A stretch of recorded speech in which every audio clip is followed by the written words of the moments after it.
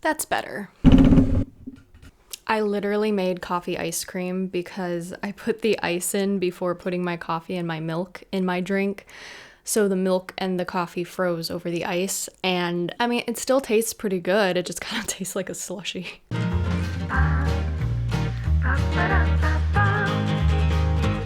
Hello everybody and welcome back to my channel. If you're new here, welcome. I'm Amber Rose, also known as the Religious Hippie. You can basically follow me on any social media platform, or you can go straight to my website at thereligioushippie.com. So today I wanted to dive into a topic that is usually misunderstood by Christians today, which is Halloween, but I also want to talk about Hallowtide as a whole really quick to just kind of explain to you guys that there are actually 3 days, 3 days of the dead, Hallowtide, also sometimes called Hallowmas, kind of like Michaelmas or Christmas. That type of thing. You guys, you know what I'm talking about. But I specifically want to talk about its Catholic origins, debunking some misconceptions, and how Halloween actually does not stem from pagan roots. So with all of that being said, let's get into this video. So let's start with Hallowtide. Hallowtide is made up of 3 specific holy days. So it starts with All Hallows Eve, or Halloween, which starts obviously on October 31st, and then it goes to All Saints Day, which is November 1st, and then All Souls Day, which is November 2nd. So together, these 3 days make up Hallowtide. During these 3 days, we pray for the holy souls in purgatory, and we remember all the faithful departed. We reflect on our own lives, memento mori, if you guys are familiar with that saying, remember your death, because we will all die one day, but we won't know the day or the hour or anything. So it's really important that we are always prepared for that we are spiritually prepared for that, and always in a state of grace, going and receiving the sacraments, keeping up our relationship with Christ, the saints in heaven, Our Lady, of course. All very, very important during this time, but in a whole, we should always be doing that. Hallowtide also reminds us of the communion of saints, which is the church triumphant, the church suffering, which is the holy souls in purgatory, and then us, the church militant, of course. So in heaven, the saints are praying for us and they are fighting spiritual battles for us. And then in the church suffering, the holy souls in purgatory are consistently praying for us, and we need to ask for their intercession and we need to pray for them. And then we are the church militant, which means we are in the front lines right now. Any spiritual war, any physical battle we are facing as Catholics, we are the church militant. We are the ones who are fighting that war for Christ, which you are initiated into at your confirmation. That is basically your initiation to be a warrior for Christ, is your confirmation. That's why the bishop slaps you. I don't know how hard your guys' bishop slapped you, but mine went pretty soft on me, and I think it was probably because I was a girl, but I was expecting like something else. I was expecting to be like, smacked. And so I was like, and I'm pretty sure Bishop Perry was just like, tap, because I was expecting.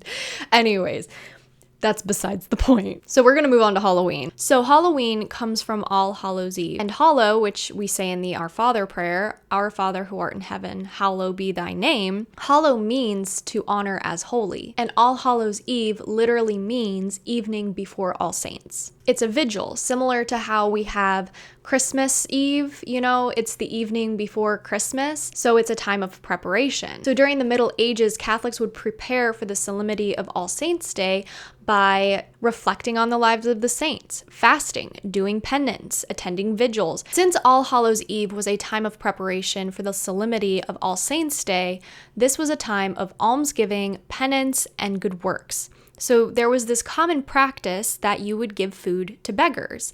These beggars, or these murmurers, or geysers, as they were sometimes called, these people would intentionally hide their faces or dress up in some sort of costume to hide their identity. And then they would go door to door asking for food. Now, if they were a beggar or a regular person just on the street, it wasn't really known to the people who were answering the knock on the door and letting these people in to eat, because there was this social norm back in that day where the poor were sometimes ostracized from society. And so this was really a time for those social norms to be relaxed and for the poor to really be a part of the festivities. So usually when they would knock on the door and their face was concealed, they had no idea who they were letting in, and they would usually give them some sort of food.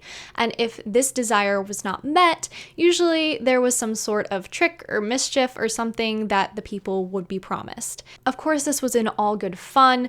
There was no harm or ill intent involved, but this is is eventually what evolved into trick-or-treating. Now, there are a few other things that also led to trick-or-treating, like in England, people would make these little cakes called soul cakes, and they would hand them out to the little poor children who would go around knocking on doors.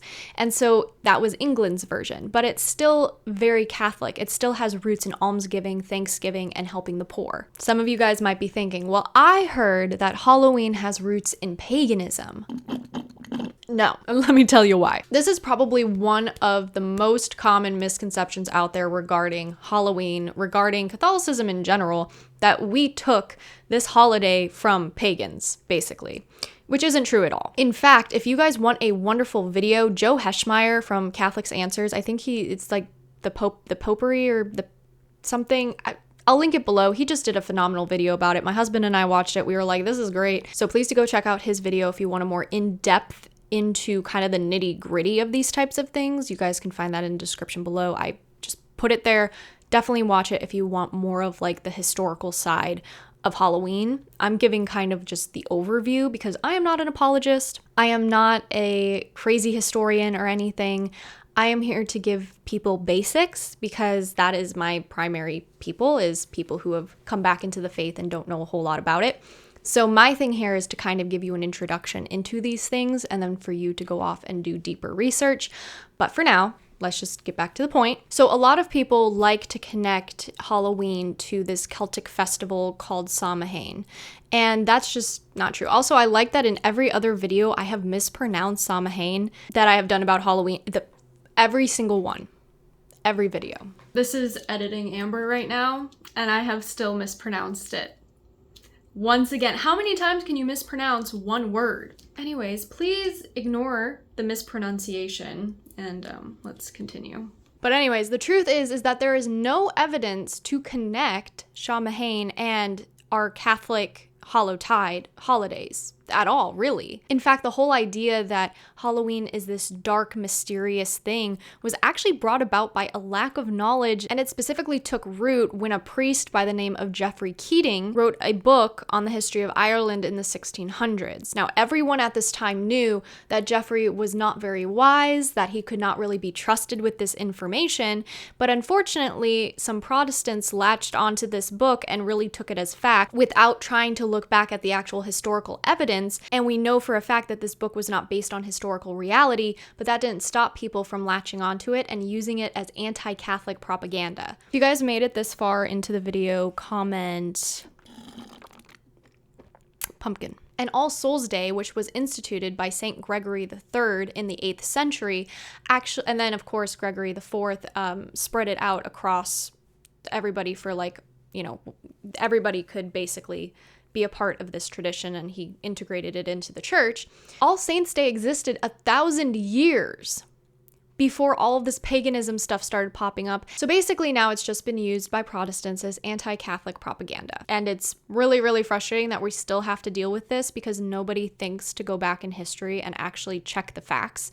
And when you do, you realize like, oh, this actually holds no grounds and is completely false. But because it caught on so quickly and spread everywhere, people are just willing to believe it without actually thinking about it. And even the practice of carving a pumpkin is based in Christian roots.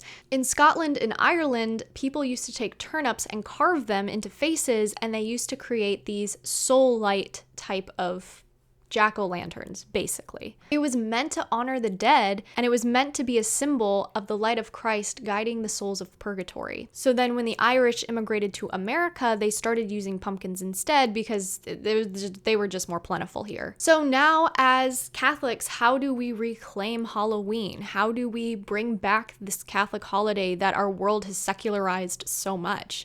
Especially now that people have turned it into a day of worshiping Satan, basically, when originally it was meant to be a day of making fun of Satan. It's really crazy how our world likes to warp things, huh? So the first thing I want to say is understand the true meaning.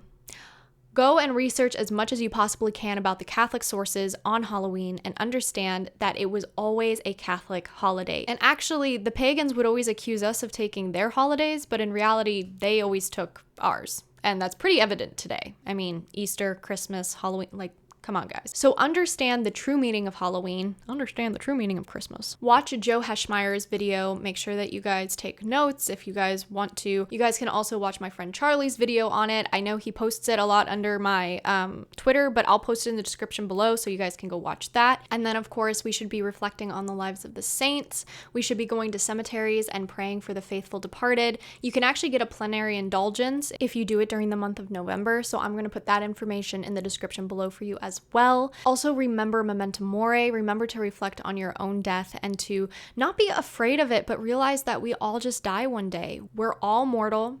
We will all have a judgment day. We'll all be standing before the throne of Christ. And it's important that we are spiritually doing work now so that we don't have to do work in purgatory. And I always say, you know, don't shoot for purgatory. Shoot for heaven, because then if you miss heaven, at least you'll hit purgatory. If you shoot for purgatory, there is no real other option. So we should be doing everything we can to stay in a state of grace, make sure that we're receiving the sacraments, make sure that we're keeping up with our prayer life, all of that good stuff. It's also a wonderful time to reflect on Christ's triumph over death, something that so many are afraid of, that Christ literally defeated. And we can be with him forever in heaven. Another beautiful way you can celebrate Hallowtide is to go to Mass all 3 days. Now, technically, the only holy day of obligation is All Saints' Day. You have to go to that Mass. But I really think it's good to go to Mass also on All Hallows' Eve, All Saints' Day, and All Souls' Day. Because what better way to celebrate Hallowtide than actually going and participating in the Mass. And then, of course, you or your children can dress up as your favorite saints. You guys can have an All Saints Day party. I know Heather from A Catholic Mom's Life, she usually does that with her kids. Super cute. I absolutely love it. It's really adorable. And I just think in general, it's always fun to kind of host a little saintly celebration either at your home or your parish. I always think that's really fun. And then some other things you guys can do, of course, is you can make a memento mori shrine. I made one for my husband and I in our bedroom. I think I've posted photos of it before, but if not, here's a photo here. You guys can carve pumpkins, and of course, while you're carving pumpkins, keep in mind the holy souls of purgatory. Maybe pray while you're carving pumpkins or listen to stories of the saints while you're carving pumpkins. That's always really fun. And then, of course, you can volunteer and participate in almsgiving. We should be doing this anyways, but this is a perfect time to kind of kickstart that holiday spirit of giving, almsgiving, that type of thing, good works. So you can volunteer, give to somebody who's in need, make a pie for someone, those types of things. And then, of course, you guys could always bake soul cakes if you want. I put the recipe down below if you want to try them. I have yet to make soul cakes. I feel like I made them one year, but I don't really remember that. I kind of want to make them this year just to see what they're like. But hey, you know, let me know if you guys make them, because I would love to know if they're actually good or not. And with all of that being said, guys, that is it for today's video. I hope you guys enjoyed this. Let me know what your guys' favorite way to celebrate Halloween or Hallowtide in general is in the comments below, and I'll talk to you guys in the next one. Bye!